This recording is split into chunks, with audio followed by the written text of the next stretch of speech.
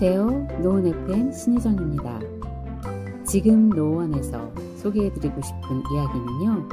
2026년 노원 50플러스 센터에서 라디오 콘텐츠 제작자 양성 과정을 마치고 라디오 콘텐츠를 제작하신 분들의 이야기입니다.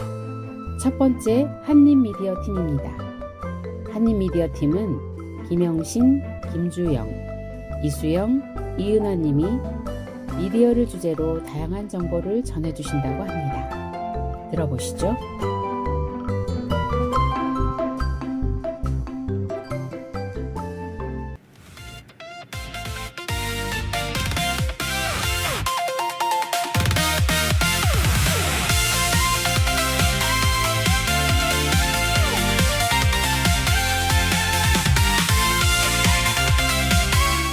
요즘 날씨가 참 변덕스럽죠. 아침에는 자켓을 입고 나왔는데 오후에는 반팔이 어울릴 만큼 기온이 높습니다. 일교차가 큰 날이 이어지고 있는데요. 청취자 여러분은 어떻게 지내고 계신가요?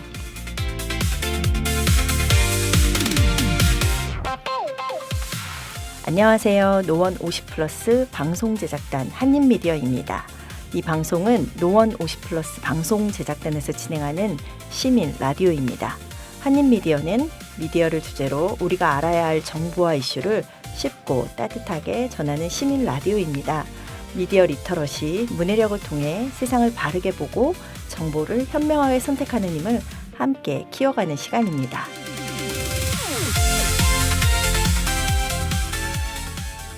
지금부터 초등 5, 6학년과 학부모를 위한 미디어 문해력을 주제로 하는 한림미디어 1화를 시작합니다. 한 입만큼 쉽고 한 입만큼 똑똑하게 미디어 문해력 기르기. 오늘 한림미디어와 함께 하실 분을 소개하겠습니다. 미디어 리터러시 전문 강사 김주영, 이은하님입니다. 안녕하세요. 네, 안녕하세요. 오늘 이야기해 볼 주제는 뉴스를 읽는 아이는 뭐가 다를까입니다. 뉴스라고 하면 어른들이 읽는 거라고 생각하는 친구들이 많은 것 같아요. 맞아요. 오늘은 뉴스가 왜 중요한지 그리고 공부와 어떻게 연결되는지 이야기해 보겠습니다.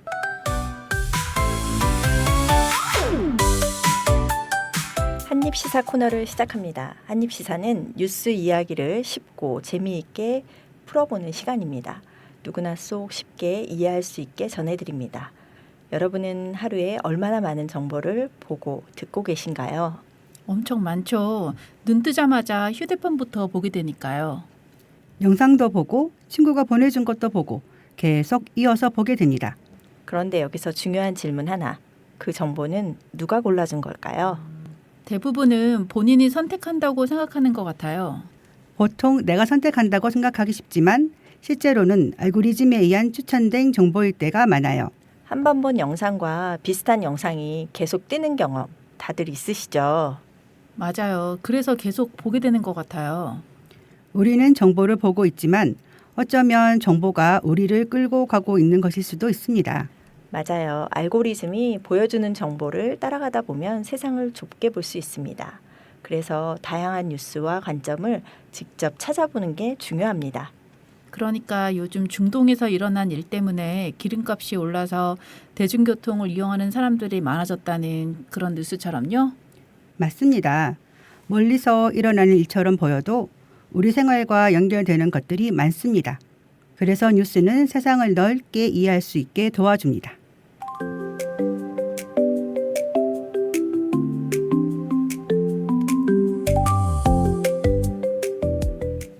이번 코너는 미디어 역기능 조심해입니다. 미디어 역기능 조심해는 우리가 매일 접하는 미디어 속 숨은 함정을 알아보는 시간입니다. 여러분 이런 제목 본 적 있죠? 충격. 이걸 모르면 큰일. 지금 안 보면 손해. 너무 많이 봤어요. 정작 클릭해서 들어가면 제목과 관련 없는 것들도 많아요. 이걸 낚시성 기사라고 합니다. 낚시성 기사를 쓰는 언론도 문제지만 또 하나 중요한 건 이 내용이 진짜인지 확인하지 않고 믿는 것도 문제입니다. 최근에도 중요한 사건과 관련해서 사실이 아닌 정보가 SNS를 통해 퍼져 문제가 된 적이 있었죠. 사람들이 확인도 하지 않고 여기저기에 공유하면서 허위 정보가 더 빠르게 퍼지기도 하지요. 사람들이 진짜인지 확인도 안 하고 믿어버리는 거네요. 그래서 더 중요한 게 내가 보는 정보가 진짜인지 아닌지를 확인하는 습관입니다. 요즘은 AI가 만든 정보도 많아서 진짜처럼 보이지만 사실이 아닐 수도 있어요. 그러니까 이제는 그냥 보는 게 아니라 사실인지 확인하는 게 더 중요하네요. 맞아요. 그래서 우리가 기억해야 할 것은 이것입니다. 제목도 의심하고 내용도 확인하기. 그리고 불안한 감정이 커지거나 화가 나거나 속상한 감정이 커질 때는 한번 멈추는 것도 중요합니다.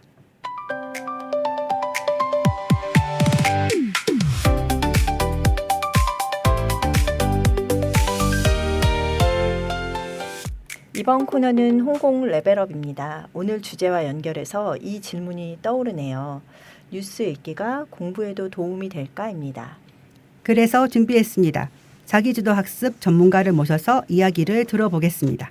안녕하세요. 간단히 자기소개 부탁드립니다. 네, 안녕하세요. 김영신입니다. 저는 대치 영재고 학원에서 실장으로 근무하면서 수많은 영재학교와 과학고등학교 최상위권 학생들을 옆에서 지켜봐 왔어요. 오늘 그 경험을 바탕으로 공부 잘하는 아이들의 비밀을 함께 나눠보려고 합니다. 와, 정말 귀한 경험을 하셨군요. 오늘 주제가 뉴스를 읽는 아이는 뭐가 다를까인데요. 뉴스 읽기가 공부에 정말 도움이 될까요? 네, 큰 도움이 돼요. 사실 제가 그동안 최상위권 아이들을 보면서 느낀 게 끝까지 잘 해내는 아이들은 자기주도 학습이 되는 아이들이다라는 거였거든요. 그런데 뉴스를 읽는다는 건 그 자체로 자기주도 학습의 시작이에요. 왜 그럴까? 나는 어떻게 생각하지? 이렇게 스스로 질문을 던지는 일이잖아요. 그게 바로 스스로 생각하는 힘을 기르는 거예요. 그런데 자기주도 학습이라는 게 구체적으로 뭐예요? 혼자서 알아서 공부한다는 건가요? 그것도 맞습니다만 사실 더 중요한 건 내가 무엇을 모르는지 아는 것이에요. 교육에서는 이걸 메타인지라고 불러요. 내가 뭘 모르는지를 알아야 어디서부터 공부할지가 보이거든요. 그래서 메타인지가 자기 주도 학습의 출발점이에요. 모른다는 것을 알아야 공부를 어디서 시작할지 알게 된다는 거군요. 정확해요. 그래서 메타인지가 정말 중요한데요. 제가 학원에서 본 최상위권 아이들도 처음부터 다 잘했던 게 아니에요. 공부를 잘하게 된 아이들에게는 공통점이 있었는데요. 그 차이를 만드는 게 바로 메타인지와 자기주도 학습이었어요.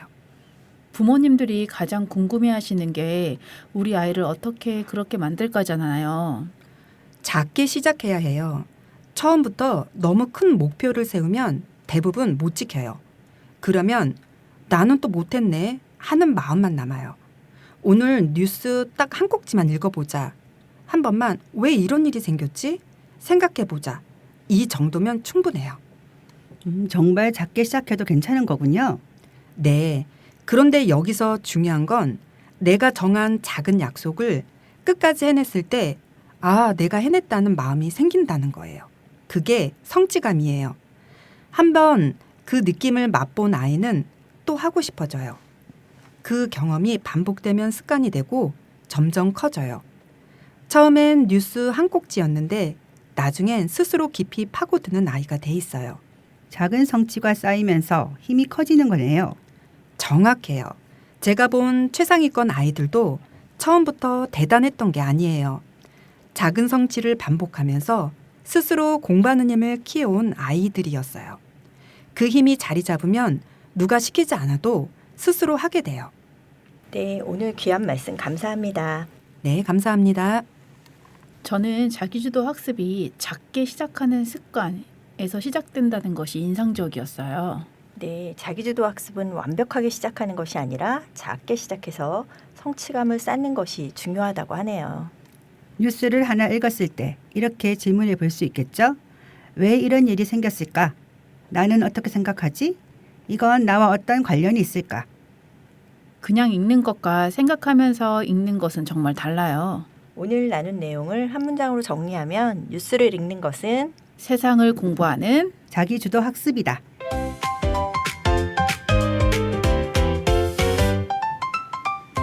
이번 코너는 한입책장입니다. 한입책장은 미디어와 관련된 책을 함께 읽고 생각을 나누는 시간입니다. 책 속 이야기를 통해 미디어를 더 깊이 이해하고 세상을 보는 눈을 키워봅니다. 오늘은 어떤 책을 소개해 주시나요? 오늘 소개할 책은 풀빛 출판사에서 나온 연유진 작가의 똑똑한 내가 위험하다고입니다. 제목이 좀 신기한데요. 똑똑한데 왜 위험하다는 걸까요? 이 책은 우리가 늘 사용하는 스마트폰, 인터넷, 그리고 인공지능이 편리하기만 한 것이 아니라 조심해야 할 점도 있다는 이야기를 담고 있습니다. 오늘 우리가 이야기했던 것처럼 정보를 그냥 믿는 것이 아니라 생각하고 확인하는 힘이 중요하다는 내용을 쉽게 설명해 주는 책이군요. 오늘 방송 내용이랑 딱 연결되는 책이네요.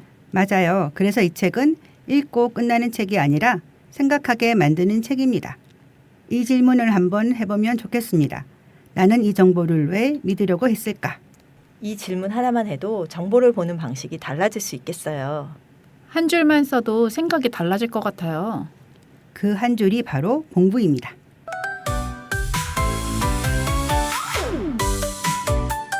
미디어 이용의 핵심은 이거인 거죠. 뉴스를 읽는 것은 생각하는 힘, 그리고 질문하는 습관.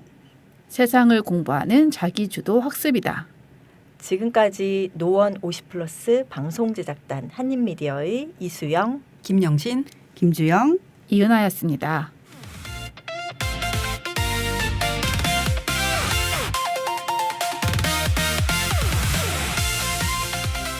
오늘 한입미디어 1화에서는 뉴스와 미디어 그리고 자기주도 학습에 대해 이야기를 나누었습니다. 정보가 넘쳐나는 시대 우리가 해야 할 일은 단순히 많이 보는 것이 아니라 깊이 이해하는 것이 아닐까요? 뉴스 한 줄을 읽을 때도 SNS에서 글 하나를 봐도 이건 왜 이렇게 쓰였을까? 누가 어떤 의도로 만들었을까? 한 번쯤 생각해보는 습관이 바로 미디어 리터러시, 문해력의 시작입니다. 다음 시간에도 우리 삶에 필요한 미디어 이야기로 찾아옵니다. 한입미디어 2화 주제는 쇼츠는 왜 계속 보게 될까입니다. 또 만나요. 안녕.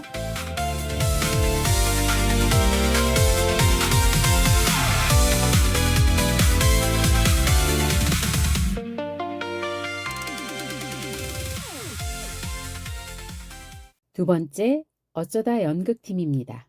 문인숙, 신미자, 이선희 님이 참여하셨습니다.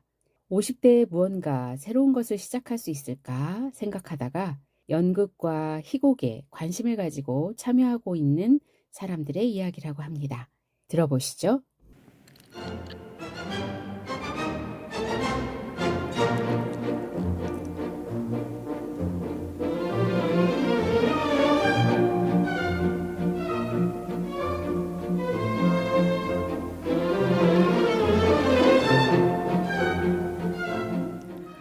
어느새 계절의 여왕 5월이 우리 곁에 살며시 다가왔어요. 아침 저녁으로는 봄의 서늘함이 남아있지만 한낮의 햇살은 제법 따뜻해서 여름을 닮아가고 있고요. 꽃잎이 떨어진 자리엔 초록이 짙어지고 바람은 꽃향기 대신 풀냄새를 실어옵니다. 반복되는 일상 속에서 문득 어딘가로 떠나고 싶고 새로운 나를 꿈꾸게 될 때가 있는데요. 여러분은 어떠세요? 또 다른 나를 만날 수 있는 새로운 시작, 함께 떠나볼까요?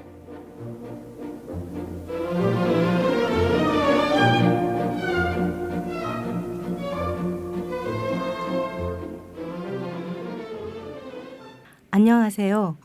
어쩌다 연극의 진행을 맡은 신미자입니다. 이 방송은 노원 50플러스 센터 방송 제작단이 진행하는 시민 라디오입니다. 오늘 만나볼 분들은 연극이라는 키워드로 또 다른 나를 만나고 있는 어쩌다 연극 팀원분들입니다. 여러분은 연극에 얼마나 관심이 있으신가요? 아마 연극 공연을 관람하신 경험은 있으실 거예요. 오늘은 연극에 직접 참여하기 위해서 무엇부터 하면 좋을지 알아보려고 합니다. 이야기 함께 나눌 분 모셨습니다. 안녕하세요. 자기소개 부탁드립니다. 네, 안녕하세요. 문인숙입니다. 저는 연극을 좋아해서 희곡 읽기를 즐겨하는 자칭 연극 애호가입니다. 저는 연극의 대본이 되는 희곡부터 먼저 만나보시라고 말씀드리고 싶어요. 희곡은 우리의 인생을 표현한 내용이 많습니다.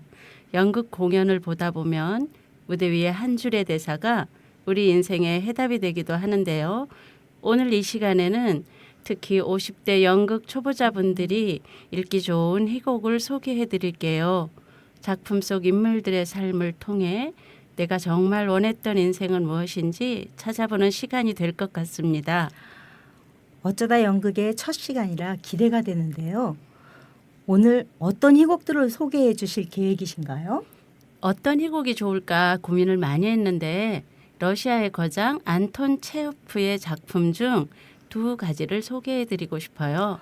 안톤 체호프라면 세계적으로 널리 알려진 극작가잖아요. 어떤 희곡을 추천해 주실지 궁금합니다. 네, 첫 번째 작품은 세 자매입니다. 이 작품은 고향인 모스크바를 그리워하며 지방 소도시에 살고 있는 세 자매의 삶과 좌절을 이야기하고 있습니다. 아, 그 유명한 모스크바로 가야 해! 라고 외치는 대사가 있는 작품이군요. 정확히 맞습니다. 세 자매는 계속해서 모스크바로 돌아가고 싶어 하지만 현실의 벽에 부딪혀 결국 떠나지 못하게 되죠. 그렇군요. 우리 인생과도 비슷한 이야기네요. 꿈꾸던 삶과 현실의 괴리 같은. 네, 맞습니다. 저는 50대의 이 작품을 읽으면서 내가 정말 원했던 인생은 뭐였을까 하고 깊게 고민하게 됐어요. 인물들의 섬세한 감정이 읽는 사람의 마음을 확 건드리는 작품이에요. 인생을 어떻게 살아가야 할까라는 질문을 하게 되는 작품인 것 같습니다. 그럼 두 번째 작품이 더욱 궁금해지는데요. 네, 두 번째는 올 봄을 화려하게 장식했던 벚꽃 시절을 떠올리며 벚꽃 동산을 소개해드리고 싶습니다.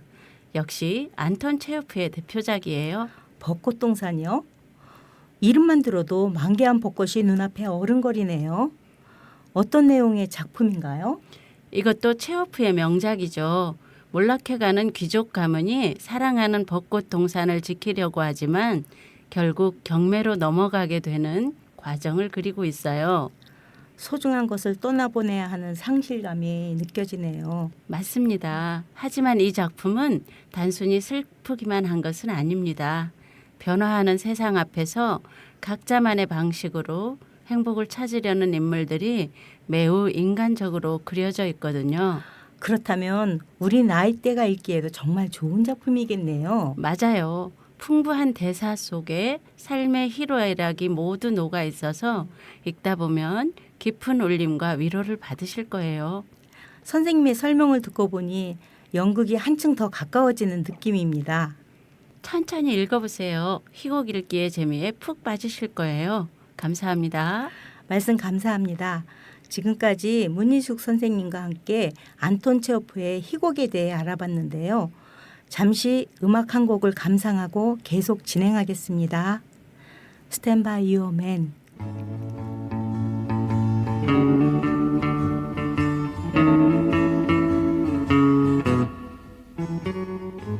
Sometimes it's hard to be a woman, giving all your love to just one man. You'll have bad times and he'll have good times, doing things that you don't understand. But if you love him, you'll forgive him, even though he's hard to understand.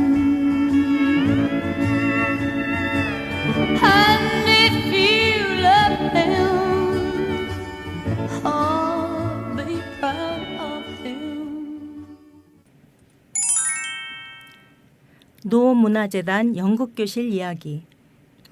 이론으로 배우는 것도 좋지만 실제 무대에 서보는 경험은 또 다르지 않을까요? 이제 노문화재단에서 운영하는 연극교실에 참여하고 계신 또 다른 한 분의 생생한 이야기를 들어보겠습니다. 안녕하세요. 자기소개 부탁드립니다. 네, 안녕하세요. 연극의 재미에 푹 빠져있는 새내기 이선희입니다. 이렇게 어쩌다 연극 라디오 프로그램에 초대해 주셔서 영광입니다. 네, 반갑습니다. 먼저 이선희 선생님이 연극을 시작하게 되신 계기가 무척 궁금한데요. 코로나에 시간이 많았을 때 온라인으로 희곡 리딩 강좌를 듣게 되었어요. 글로만 읽던 남의 이야기를 목소리로 표현하는 것이 정말 신기했거든요. 그때부터 연극에 관심을 가지기 시작했습니다. 어머나, 코로나 시기 온라인 강좌가 계기가 되셨군요. 네, 그러다가 노원구에서 실제로 연극을 배울 수 있는 강좌가 있다는 걸 알게 돼서 용기를 내어 신청했어요. 사실 처음에는 정말 떨렸거든요. 근데 첫 수업 받으면서 나도 이걸 배울 수 있겠다는 확신이 생겼습니다. 정말 용감한 선택이셨네요. 실제 강의를 받으면서 느끼는 연극의 매력은 무엇인가요? 연극을 하는 동안에는 이제까지의 나를 완전히 잊게 돼요. 현재 내 나이도 내 직업도 아닌 대본 속의 인물로 변신하게 되는 거죠. 변신이요? 흥미로운데요. 저는 책으로 연극을 많이 접하는데 실제 연기 과정은 정말 다를 것 같아요. 처음에는 사실 연기하는 것이 부끄럽고 어려웠어요. 과연 내가 배우들처럼 할 수 있을까 하는 의심도 많았고요. 하지만 어느 순간부터 나를 더 내려놓자 하는 생각을 하니까 너무 재미있어졌어요. 스스로를 비우면서 오는 해방감이 있는 거군요. 정확히 그런 것 같습니다. 연극의 진정한 매력은 그 시간 동안 나를 완전히 비우면서 받는 힐링인 것 같아요. 매주 한 번 몇 시간 동안 완전히 다른 사람이 되어본다는 것, 그것만으로도 저는 충분히 행복해지더라고요. 정말 아름다운 표현이네요. 그런데 혹시 연극 교실에서 배우시기만 하는 건가요? 실제 무대에서 연기할 기회도 있을까요? 그게 사실 가장 신기한 부분이에요. 저희 노원구 연극교실에서는 매년 12월에 실제 공연을 한다고 합니다. 12월이요? 실제 무대에서는 경험까지 할 수 있다니 정말 멋지네요. 맞아요. 저도 12월에 선생님의 무대 연기를 꼭 보고 싶어요. 저는 아직 신입이라 한 번도 공연을 해본 적은 없습니다만 선배분들의 말씀을 들어보면 해마다 공연을 하면서 실력이 눈에 띄게 늘어난다고 하더라고요. 그럼 12월이 되면 선생님의 무대 모습도 볼 수 있을까요? 네, 12월이 되면 저도 실제 무대에서 연기하게 되겠죠. 상상만 해도 설레고 정말 기대가 됩니다.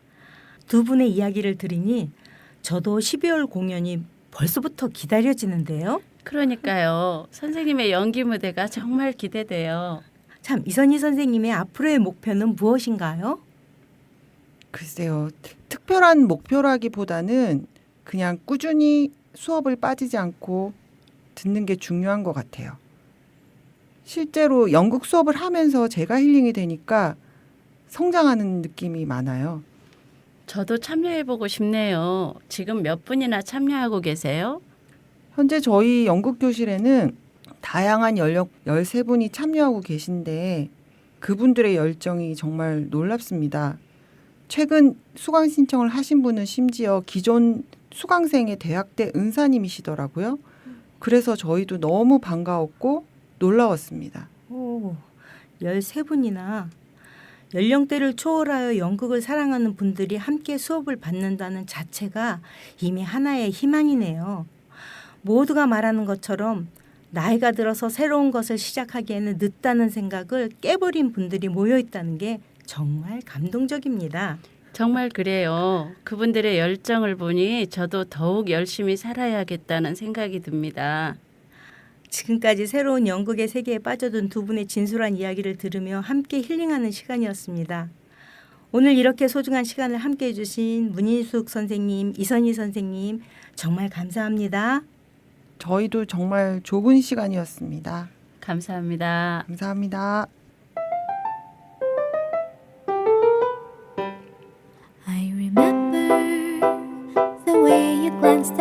as I remember. 나이는 단지 숫자일 뿐. 새로운 취미를 찾고 무대 위에서 새로운 인생을 산다는 것. 자신을 사랑하는 사람만이 할 수 있는 현명한 결정이죠.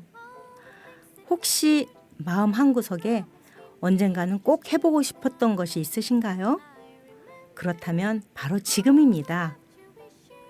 어쩌다 시작한 연극, 어쩌다 만난 친구들, 어쩌다 서게 될 무대. 그 모든 어쩌다가 모여 우리의 삶을 더욱 빛나게 만든다면 그것으로 충분하지 않을까요? 지금까지 노원 50플러스 방송 제작단의 어쩌다 연극 신미자였습니다. 다음 방송에도 또 다른 우리의 이야기로 찾아뵙겠습니다. 다음 주에 또 만나요. 감사합니다. All the laughter we shared, all the wishes we made upon the roof that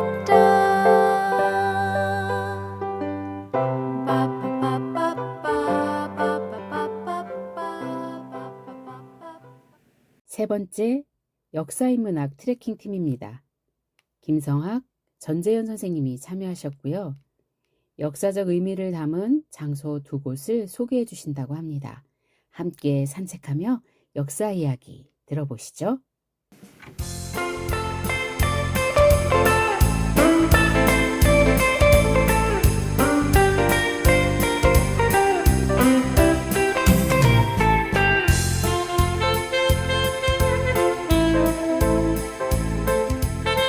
실록의 푸르름이 짙어가는 계절 5월. 빠르게 흘러가는 시간 속에 우리는 어디로 가고 있는지 종종 길을 잃을 때가 있습니다. 오늘 길 위에서 답을 찾아보려고 합니다. 오래된 성벽과 골목, 시대의 흐름을 간직한 공간들. 역사는 과거의 이야기가 아니라 오늘을 비추는 거울이고 내일을 설계하는 토대입니다. 역사의 현장을 천천히 걸으며 깊이 생각해보는 시간, 역사인문학 트래킹, 지금 시작합니다.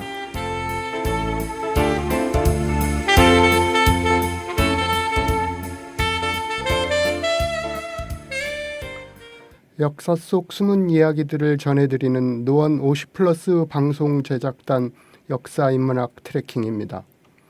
오늘은 역사적 의미를 담은 장소 두 곳을 소개해드리고자 합니다. 우선 서울 도심 한복판에 자리 잡은 덕수궁에 대해 역사 해설사님과 이야기 나눠보겠습니다. 안녕하세요, 청취자 여러분. 역사인문학 트래킹 일부 진행자 김성학입니다. 어서 오세요, 해설사님. 자기소개 부탁드리겠습니다. 안녕하세요. 역사해설사 전지현입니다. 바쁜 일상 속에서 문득 시간이 멈춘 듯한 공간을 만나보신 적 있으신가요? 고층 빌딩과 자동차 소음 사이에서 조용히 과거를 간직하고 있는 곳, 바로 오늘 우리가 함께 걸어볼 덕수궁입니다. 오늘은 이 덕수궁의 깊은 이야기, 그 안에 담긴 역사와 사람들의 삶을 들여다보려고 합니다. 덕수궁 이야기를 함께 나눌 수 있어 반갑습니다. 많은 분들이 덕수궁 앞을 지나다니지만 막상 자세한 역사는 잘 모르시는 것 같습니다. 덕수궁이 어떤 곳인지 간단하게 소개 부탁드리겠습니다. 네, 덕수궁은 다른 궁궐들과 출발부터 조금 다릅니다. 처음에는 조선 성종의 형이었던 월산대군의 사저였습니다. 왕이 살던 궁궐이 아니었죠. 그런데 임진왜란이 나면서 경복궁, 창덕궁 같은 주요 궁궐들이 모두 불타버리게 됩니다. 전쟁이 끝나고 선조 임금이 머물 곳이 필요해지자 이곳으로 오게 되었죠. 그때부터 궁궐의 역할을 하게 된 것입니다. 이후 대한제국 시기 고종 황제가 머물게 되면서 정식 황궁으로 사용되었습니다. 처음부터 궁궐이 아니었군요. 덕수궁이라는 이름에도 뭔가 특별한 의미가 있을까요? 네, 덕수라는 말은 덕을 지니고 오래 사시라는 뜻입니다. 이 이름이 고종이 자리에서 물러난 뒤 이곳에 머물게 되면서 붙여졌습니다. 그래서 단순한 이름이 아니라 당시 고종의 상황과 시대의 분위기가 함께 담겨 있는 이름이라고 보시면 됩니다. 이름 하나에도 그 시대의 이야기가 담겨 있다는 점이 참 인상적입니다. 그럼 이제 청취자분들과 함께 덕수궁 안을 산책하는 느낌으로 천천히 들어가 보도록 하겠습니다.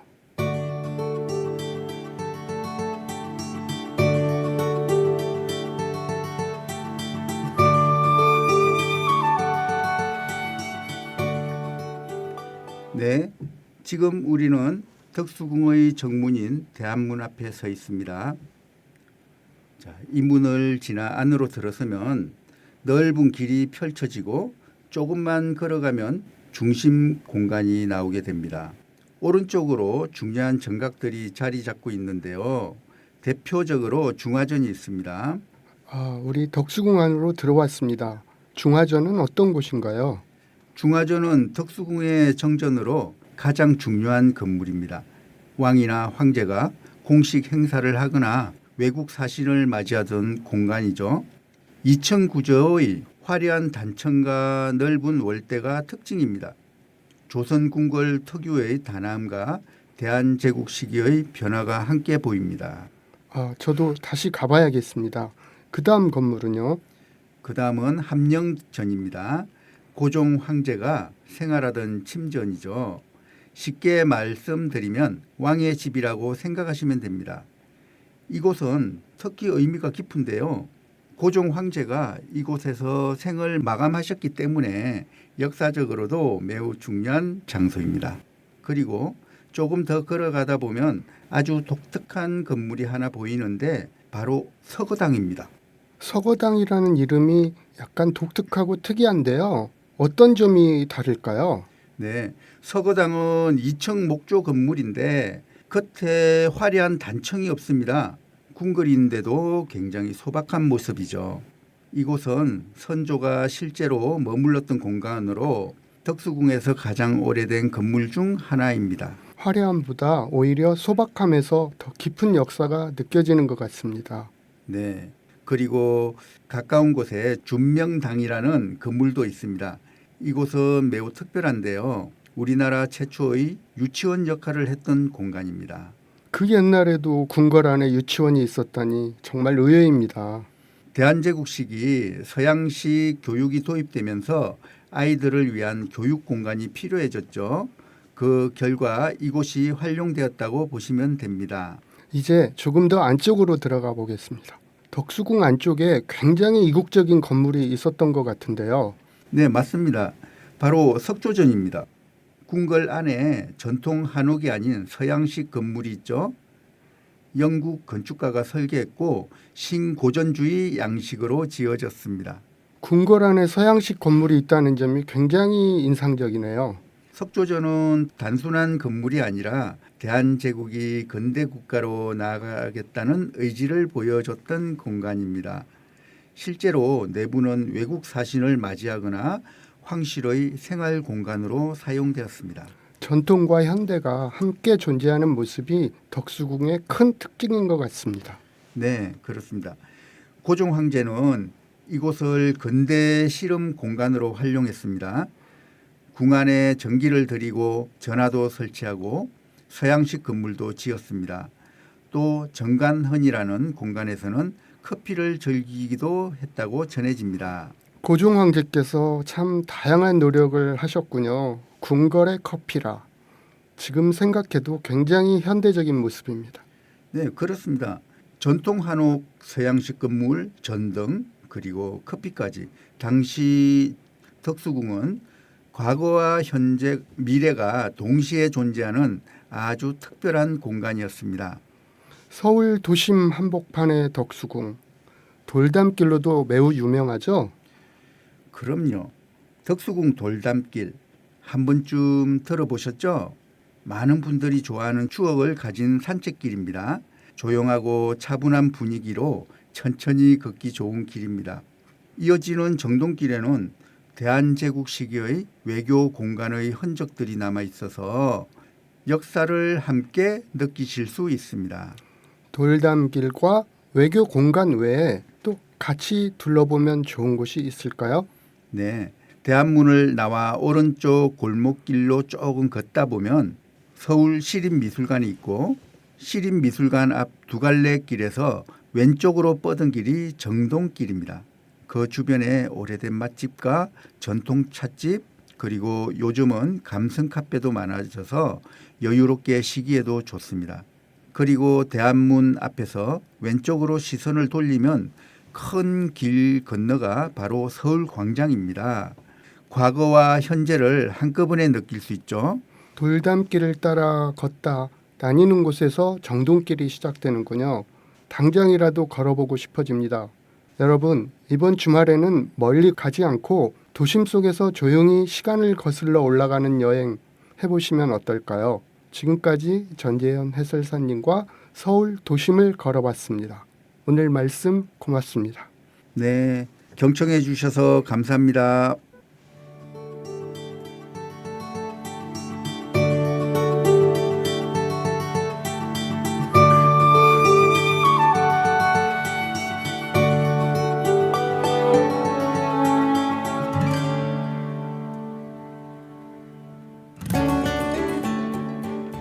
안녕하세요. 두 번째 코너 진행을 맡은 전재현입니다. 이번에는 서울을 벗어나 푸른 자연 속으로 가보려고 합니다. 남한산성 여행 가이드로 활동 중이신 김성학 선생님과 이야기 나눠보겠습니다. 안녕하세요. 안녕하세요. 남한산성 가이드 김성학입니다. 네, 남한산성에 대해 개략적인 소개 부탁드려 볼까요? 네, 남한산성은 경기도 광주시와 성남시, 하남시에 걸쳐 있습니다. 신라시대에 주장성 예터를 기초로 하여 조선 인조 때부터 대대적으로 지어졌습니다. 남한산성 행궁도 상궐과 하궐로 건립되었습니다. 북한산성과 함께 수도 한양을 지키던 조선시대의 산성이며 현재 남아있는 시설은 동서남북 물루와 수어장대, 돈대, 안문, 행궁이 있습니다. 신라시대부터라니 역사가 꽤 깊습니다. 남한산성 행궁은 궁궐과는 어떻게 다른가요? 임금이 서울의 궁궐을 떠나 도심 밖으로 행차할 때 임시로 거처하는 곳을 행궁이라고 합니다. 수원의 화성행궁처럼 조선 팔도 곳곳에 행궁이 있었습니다. 인조 14년 병자호란 때 인조가 남한산성에서 47일간 항전하다 결국 추위와 굶주림에 더 이상 버티지 못하고 삼전도에서 청나라의 홍타이지에게 3번 절하고 9번 머리를 조아리는 삼배구고두라는 굴욕의 역사를 기록한 장소입니다. 김은의 장편소설 남한산성과 2017년 황동혁 감독의 영화 남한산성의 배경이 된 장소입니다. 이렇게 알고 방문하면 더욱 의미 있게 탐방할 수 있겠습니다. 남한산성 규모가 꽤 큰 것으로 알려졌는데 남한산성에는 어떤 시설물들이 있나요? 남한산성은 우리나라 산성 중 시설이 잘 정비된 곳으로 손꼽힙니다. 험한 지형을 활용해 성곽과 방어시설을 구축했어요. 7세기부터 19세기 사이에 축성술의 발달 단계를 보여주는 좋은 자료로 인정받아서 2014년에 유네스코 세계문화유산으로 등재되었습니다. 석축으로 쌓은 남한산성의 둘레는 약 12km이며 동서남북에 각각 4개의 문과 물로 16개의 안문을 내었으며 동서남북을 포함해 5곳의 장대가 있었습니다. 네, 남한산성을 가는 방법과 즐길 수 있는 트레킹 코스도 알려주시면 좋겠습니다. 남한산성은 등산 코스와 트레킹 탐방 코스가 있습니다. 등산 코스는 지하철 8호선 산성역에 내려 성남 누비길 입구에서 남문을 목적지로 향해 올라가는 3km 코스입니다. 1시간 20분가량 소요되고요. 또 다른 등산 코스도 있는데 서울 마천동 버스 종점에서 시작하여 서문을 향하여 올라가는 코스로 약간 난이도가 있으며 1시간 30분 정도 소요됩니다. 등산 코스를 소개해 주셨는데 등산이 어려운 분들도 갈 수 있는 방법이 있나요? 등산 싫어하시는 분도 많으시죠? 노약자를 동반한 가족 단위 탐방객이 많이 찾는 탐방 코스가 있습니다. 차량으로 산성 로타리까지 올라가서 사대문 성곽을 따라서 트레킹하는 코스로 5개의 코스가 있습니다. 길이 잘 정비되어 있고 곳곳에 쉼터가 있습니다. 다양한 식물과 나무들이 있어서 사계절 내내 방문하기 참 좋습니다. 대중교통을 이용하는 방법도 알려주세요. 네, 대중교통을 이용하려면 지하철 산성역에서 9번, 9-1번 버스를 타시면 됩니다. 또는 경기도 광주 쪽에서 오는 시내버스도 있으니 다양한 방향에서 접근성이 매우 뛰어납니다. 요즘 주차 때문에 고생하는 경우도 있는데요. 차량을 가지고 갈 경우 주차는 원활한가요? 주차장은 산 정상 종로 중앙과 사대문 초입에 공영 주차장이 있습니다. 또한 음식점들이 고객을 위해 마련한 주차 공간도 있습니다. 하지만 날씨가 좋은 주말에는 차량 행렬이 산 입구부터 밀려서 1시간 이상 걸리는 경우도 있고 주차장도 만차가 되어 애를 먹기도 합니다. 체력이 허락되신다면 산 밑에서부터 등산 코스로 걸어 올라가는 것을 추천드립니다. 어디서나 사람이 많을 때는 주차가 어렵군요. 등산과 트레킹을 하고 나면 시장할 텐데 남한산성의 유명한 먹거리는 무엇이 있을까요? 네, 땀 흘리고 나면 출출해져서 먹거리를 찾게 되는데 산성 종로를 중심으로 많은 식당들과 베이커리, 카페 등이 있습니다. 토종닭과 오리백숙 식당이 많고 다양한 반찬이 나오는 한정식 식당들도 여럿 있습니다. 또한 등산 코스 초입인 성남 폴리텍 대학 근처에는 오래된 닭죽촌이 있어 많은 사람들이 찾고 있습니다. 회사 회식이나 단체의 야외 행사로도 자주 가는 곳인데요. 남한산성을 주로 찾는 분들은 어떤 분들일까요? 네, 등산 동호인의 직장 단체 행사로 방문하는 사람들이 많습니다. 식당에서 족구장 등 시설을 갖추고 있어 회사의 회식 장소로 많이 이용되고 있습니다. 최근에는 젊은 커플들의 데이트 코스와 외국인들의 K-트레킹 명소로도 각광받는 핫플레이스로 새롭게 알려지고 있습니다. 네, 남한산성 가보고 싶은 분들이 많아질 것 같습니다. 지금까지 남한산성에 대해 이야기 나누어 보았습니다. 김성학 가이드님 고맙습니다. 경청해 주셔서 감사합니다. 직접 방문하셔서 자연과 함께 옛 선조들의 지혜와 기술을 느껴보시고 맛있는 음식들도 함께 나누어 보시죠. 지금까지 노원 50플러스 제작단 역사 인문학 트레킹 김성학, 전지현이었습니다.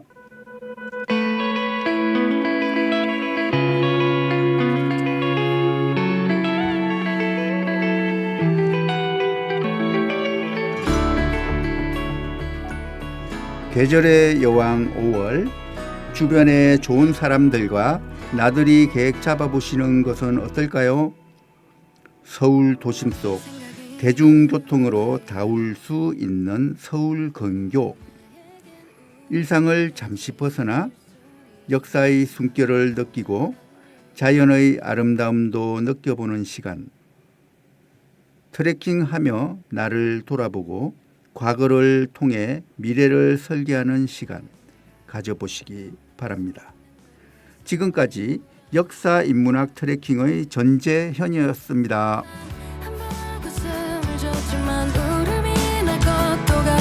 소중한 건 언제나 두려움이니까 문을 열면 들리던 목소리 하루인 해변에 있던 따뜻한 공기 여전히 자신 없지만 잘 들으셨나요? 10주간 라디오 콘텐츠 제작 수업을 듣고 콘텐츠를 제작하신 분들의 이야기였습니다. 멋지지 않으신가요? 여러분들도 노원 50플러스 센터에 오셔서 방송 제작 수업을 해보시면 어떨까요? 지금까지 노원 FM 신유정이었습니다.